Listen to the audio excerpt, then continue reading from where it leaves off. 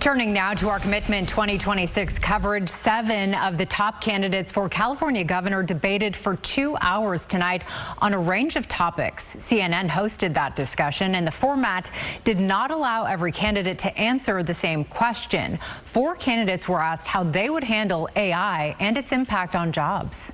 The answer is to tax these companies and fund workforce development, upskilling courses, and create the shared prosperity that we need, the pathways to the jobs of the future, but not to regulate them to the point that they simply go to other places and then this change happens to us.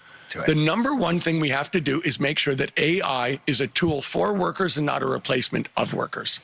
And we absolutely need to own part of it. The people of California need to have a tax or a fee on every calculation. And we'll use that to protect workers. We'll use that to retrain workers. The real blue-collar jobs that are coming from the AI revolution, they're not happening in California. They're going to Texas and Arizona, semiconductor manufacturing. We could get that back by removing regulations. And secondly, our school system is not educating our kids to be able to thrive in this world of AI. AI is a policy choice. We get to decide as Californians whether we want these technologies to work for us and to help us, or whether we want to stand by and let them gut our economy. We have to decide, do we want AI to work for all of us? And I think when AI uses what people have done, what workers have done, workers should be compensated for those inputs.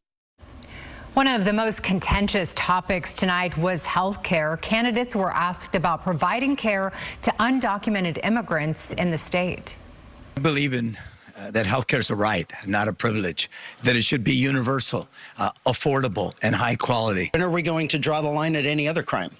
It's illegal. They entered the country illegally. We're not going to incentivize them to come here to take more of the resources that regular Californians aren't getting. The ones that are struggling here, that are here legally, they're not getting that. They're not getting free education. They're not getting free medical. They're not getting free food. They're not getting all of those things that the illegal ones are getting. Immigrants, whether documented or not, work hard. They pay taxes, and sometimes they get injured on the job or their children get sick.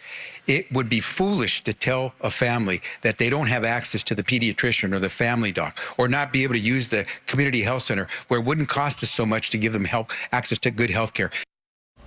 Tonight's debate comes on the heels of a survey from the California Democratic Party, and it shows Democrat Javier Becerra is tied as frontrunner with Republican Steve Hilton.